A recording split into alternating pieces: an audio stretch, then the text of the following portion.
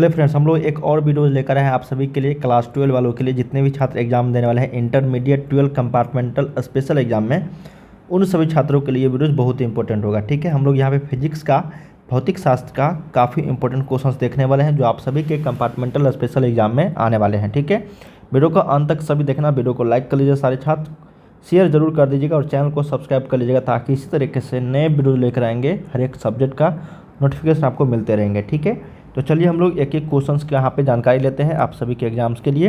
Total आप लोग को 70 क्वेश्चंस रहेंगे, जो आप लोग को पैटर्न था एनुअल एग्जाम का वही सेम टू सेम रहने वाले हैं। तो वीडियो को अंत तक सभी देखना। ठीक है, और भी काफ़ी सारे क्वेश्चंस का प्रैक्टिस सेट करना चाहते हैं तो ये ऑफिशियल वेबसाइट है starkstudypoint.com, गूगल पर लिखना, लिंक डिस्क्रिप्शन में है, वहाँ पर भी आप लोग जाके प्रैक्टिस सेट कर सकते हो, चैप्टर वाइज, सब्जेक्टिव, ऑब्जेक्टिव। ठीक है, और साथ में मॉडल सेट का भी। तो चलिए हम लोग यहाँ पे स्टार्ट करें। पहला क्वेश्चन है दोस्तों, यहाँ पे कहा गया कि किस कारण से वायु का बुलबुला पानी में चमकता है। क्या प्रश्न है, किस कारण से वायु का बुलबुला पानी में जो है वो चमकता है। परावर्तन के कारण, अपवर्तन के कारण, पूर्ण आंतरिक परावर्तन के कारण या फिर विवर्तन के कारण। देखिए, वायु का बुलबुला जो पानी में चमकेगा उसका जो है कारण होगा वो पूर्ण आंतरिक परावर्तन होगा। क्या होगा, पूर्ण आंतरिक परावर्तन, मतलब टोटल इंटरनल रिफ्लेक्शन होगा। तो सही उत्तर यहाँ पे क्या हो जाएगा, एक का सी, टोटल इंटरनल रिफ्लेक्शन, जिसको हम लोग TIR बोलते हैं। ठीक है, और ये मृग मृचिका जो आप लोग जानते होंगे रेगिस्तान में बनता है, वो भी पूर्ण आंतरिक परावर्तन के कारण ही होता है। चलिए सेकेंड नंबर प्रश्न देखते हैं। कहा गया है कि दो समानांतर दर्पण के बीच रखी गई एक वस्तु की प्रतिबिंब की संख्या कितनी होगी। तो मान लेते हैं यहाँ पे आपको दो प्रतिबिंब दिया गया है इस तरीके से। ठीक है, और ये समानांतर है। क्या है, समानांतर है इस तरीके से। क्या है, ये समानांतर है, और इस बीच में एक वस्तु रख दिया गया है। मान लेते हैं ये वस्तु है आपका। तो जो प्रतिबिंब की संख्या जो होगी, प्रतिबिंब की संख्या वो 1 बनेगी, 2 बनेगी, 3 बनेगी या फिर इन्फाइनाइट बनेगा। देखिए, अगर इस बीच में हम लोग एक वस्तु रख देते हैं और इसका प्रतिबिंब अगर मान लेते हैं ये आपका समतल दर्पण है। क्या है, समतल दर्पण है। तो इसका जो प्रतिबिंब बनेगा यहाँ पे अनंत प्रतिबिंब बनेगा, मतलब इन्फाइनाइट बनेगा। ठीक है, इन्फाइनाइट। तो ऑप्शन नंबर यहाँ पे क्या हो जाएगा, डी।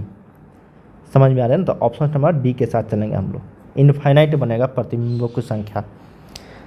थर्ड नंबर प्रश्न देखते हैं। कहा गया कि मीटर सेतु की तार बनी होती है। देखिए, मीटर ब्रिज का जो है होता है वायर, वो किससे बना होता है, तांबा का, स्टील का, मैग्नीज का या फिर लोहा का। देखिए, मीटर सेतु की जो तार बनी होती है वो मैग्नीज का बना होता है। तो ऑप्शन नंबर सी करेक्ट हो जाएगा। ठीक है, क्या हो जाएगा, सी। 4 नंबर प्रश्न देखते हैं। कहा गया है यदि समरूप विद्युत क्षेत्र x अक्ष की दिशा में है तो समविभवी होगा। देखिए, बहुत ही शानदार प्रश्न है, जब भी पूछा जाएगा रिपीटेड पूछा जाएगा, इससे पहले भी सेट में था। तो ये x अक्ष पूछा जाएगा तो YZ तल आप लोग को मारना है। ठीक है, अगर Z अक्ष पूछा जाता तब XY होता, और आपका जब Y अक्ष पूछा जाएगा तो XZ तल होगा। तो यहाँ पे x अक्ष पूछा गया है तो ये YZ होगा। ठीक है, ऑप्शन नंबर 4 का सी। 5 नंबर है कि संधारित्रों के समानांतर संयोजन में जो राशि प्रत्येक संधारित्र के लिए समान रहती है वह होता है। देखिए, संधारित्र होता है और उसको समानांतर संयोजन कर रहेंगे। ठीक है, समानांतर संयोजन में जो राशि प्रत्येक संधारित्र के लिए समान होगी उसको हम लोग बोलेंगे विभवांतर। क्या बोलेंगे, विभवांतर। Option number C, potential difference. अगला है 6 नंबर कि किसी माध्यम का अपेक्षिक परावैद्युतांक एप्सिलॉन r जो होता है, ये सूत्र है यहाँ पे क्या होगा। देखिए, एप्सिलॉन r जो होगा यहाँ पे वो मान पूछा जाएगा आप लोगों से, तो ये होता है आपका एप्सिलॉन अपॉन एप्सिलॉन नॉट। ठीक है, ऑप्शन नंबर आपको सी जो है ये करेक्ट हो जाएगी, 6 का सी। अगला प्रश्न देखते हैं 7 नंबर। कहा गया कि इलेक्ट्रॉन का विशिष्ट आवेश जो होता है वो क्या होता है। देखिए, इलेक्ट्रॉन का जो विशिष्ट आवेश अगर पूछा जाए तो ये हो जाएगा आपका 1.8 गुने 10 के पावर 11 कूलम्ब पर, क्या हो जाएगा यहाँ पे, कूलम्ब पर kg। ठीक है, ऑप्शन नंबर यहाँ पे सी जो है ये करेक्ट हो जाएगा। क्या हो जाएगा, 7 का सी। स्पेसिफिक चार्ज यहाँ पे पूछा गया था, डेंसिटी, पृष्ठ आवेश घनत्व। अगला यहाँ पे एप्सिलॉन नोट का मान जो होगा वो कितना होगा। देखिए, एप्सिलॉन नोट का जो मान होता है ये कांस्टेंट वैल्यू होती है, नियतांक होता है एप्सिलॉन नोट का वैल्यू। तो ये होता है 8.85 गुने 10 के पावर कितना होता है बताओ, 10 के पावर आपका यहाँ पे -12 फोर्स पर मीटर होगा। तो ऑप्शन नंबर यहाँ पे क्या हो जाएगा, 9 का ए जो है ये करेक्ट हो जाएगी। The value of epsilon not is 9 गुने 10 के पावर -12, ठीक है, फोर्स पर मीटर। इसको भी आप लोग याद रख सकते हो। 8.85 को कहीं कहीं 9 भी लिखा जाएगा, लिखा रहता है। 10 नंबर है कि आवेश Q से R दूरी पर विद्युतीय तीव्रता के मान के लिए निम्नलिखित में से कौन सा सही है फार्मूला, ठीक है। तो देखिए इलेक्ट्रिक फील्ड यहाँ पे पूछा गया है, इलेक्ट्रिक डेंसिटी विद्युतीय तीव्रता, ठीक है। तो E बराबर यहाँ पे क्या होगा, 1/4 पाई एप्सिलॉन नॉट, ये आपका क्या है, कांस्टेंट है, ठीक है, इनटू यहाँ पे क्या हो जाएगा, Q/r², क्या हो जाएगा, Q/r²। इसका मतलब E जो है यहाँ पे डायरेक्टली प्रोपोर्शनल टू है Q/r², ठीक है। तो सही उत्तर क्या हो जाएगा यहाँ पे, ऑप्शन नंबर बी जो है ये करेक्ट हो जाएगी, 10 का बी। चलिए 11 नंबर प्रश्न देखते हैं। कहा गया है कि किसी गोलीय पृष्ठ के अंदर यदि +Q आवेश रख दिया जाता है तो संपूर्ण पृष्ठ से निकलने वाला विद्युत फ्लक्स के लिए निम्नलिखित में से कौन सा सही है। तो ये भी इसका आंसर जो हो जाएगा वो Q/ε0 हो जाएगा। ऑप्शन नंबर 11 का बी करेक्ट हो जाएगी। 12 नंबर प्रश्न है। कहा गया कि आवेश संधारित्र पर संग्राहक पट्टिका और संघनक पट्टिका के आवेशों का योग होता है।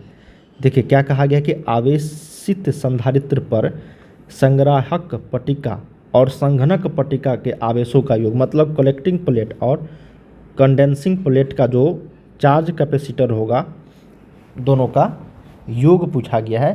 तो ये जो योग होगा वो आपका 0 के बराबर होता है, मतलब 0 के बराबर होती है। तो ऑप्शन नंबर हमको 12 का 1 के साथ चलना है।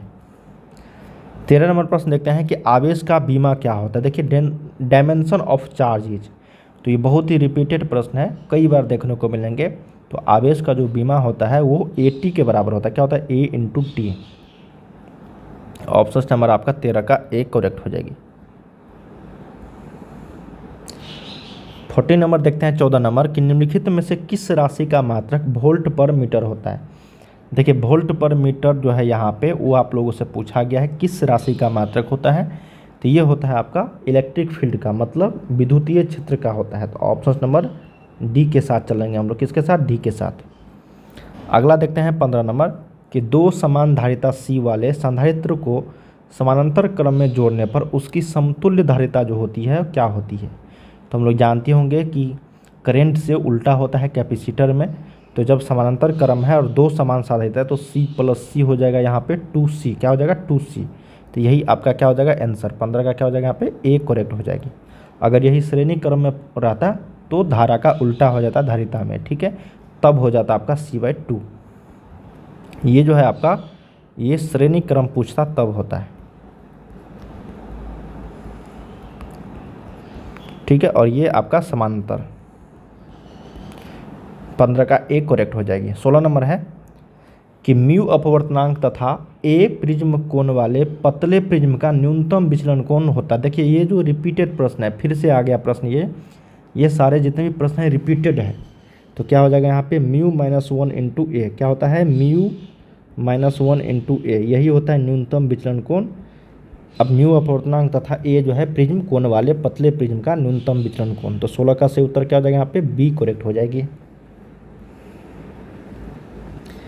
17 नंबर है कि सूर्य के प्रकाश का वर्णक्रम जो होता है वो क्या होता है। देखिए सूर्य के जो प्रकाश हम लोग के पृथ्वी पर आता है वो विकिरण के माध्यम से आता है और ये नाभिक के संलयन पर आधारित है, ठीक है।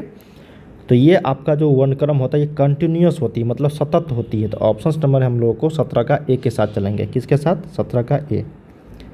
18 नंबर है यहाँ पे कि सामान्य समायोजन के लिए खगोलीय दूरदर्शक की आवर्धन क्षमता जो होती है वो कितनी होती है। देखिए सामान्य समायोजन के लिए खगोलीय दूरदर्शक की जो आवर्धन क्षमता होती है वो आप लोगों से पूछा गया है। तो ये हो जाएगा -F0/Fe के बराबर। ऑप्शन नंबर क्या हो जाएगा यहाँ पे ए करेक्ट हो जाएगी। अगला देखते हैं 19 नंबर कि निम्नलिखित में से किसका अपवर्तनांक सबसे अधिक होता है। देखिए किसका अपवर्तनांक सबसे अधिक होगा तो वो हीरा का होता है, डायमंड का, ठीक है, 2.42 के आसपास होती है। तो ऑप्शन नंबर डी करेक्ट हो जाएगा 19 का। 20 नंबर प्रश्न है कि फ्रिंज की चौड़ाई के लिए निम्नलिखित में से कौन सूत्र सही है। देखिए फ्रिंज की चौड़ाई के लिए फ्रिंज विथ कौन सा यहाँ पे फार्मूला वो सही है, तो 20 का करेक्ट आंसर हो जाएगी डी लेमडा अपॉन डी, यही करेक्ट है। ठीक है, ऑप्शन नंबर ए। चलिए अगला प्रश्न देख लेते हैं 21 नंबर कि एक प्रकाश वर्ष बराबर होता है। देखिए प्रकाश वर्ष हम लोग समझते हैं किसका मात्रक है पहले, तो यह है दूरी का मात्रक। क्या है? दूरी का। तो एक प्रकाश वर्ष के में कितना यहाँ पे मीटर के बराबर होता है एक प्रकाश वर्ष, यही पूछा गया है। तो ये होता है 9.46 गुने 10 के पावर 15 मीटर।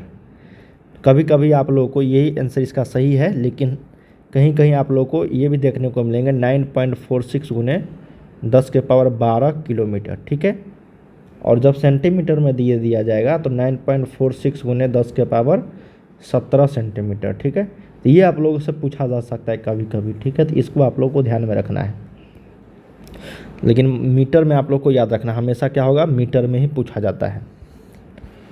अगला यहाँ पे 22 नंबर के निम्नलिखित में से कौन पानी के अपवर्तनांक के लिए सही है। तो पानी का अपवर्तनांक हम लोग जानते होंगे म्यू बराबर 1.33 होता है।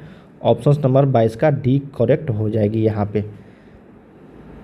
23 नंबर देखते हैं कि सामान्य आँख के लिए स्पष्ट दृष्टि की न्यूनतम दूरी कितनी होती है। तो 25 सेंटीमीटर होता है, सभी को पता होगा। सामान्य आँख के लिए स्पष्ट दृष्टि की न्यूनतम दूरी। अगला यहाँ पे है कि निम्नलिखित में से कौन प्रकाश के रंग के लिए मुख्य कारण है। देखिए प्रकाश के रंग के लिए मुख्य कारण की अगर बात करेंगे हम लोग, तो वो तरंगदैर्ध्य होता है, मतलब वेवलेंथ होता है। तो ऑप्शन नंबर यहाँ पे 24 का ए के साथ चलेंगे। 25 नंबर देखते हैं कि निम्नलिखित में से कौन आवेश रहित है, मतलब किस पे आवेश नहीं है। तो वो होता है आपका फोटोन। क्या होता है? फोटोन। तो फोटोन कण पे कोई भी आवेश नहीं होती है, तो 25 का सी यहाँ पे करेक्ट हो जाएगी।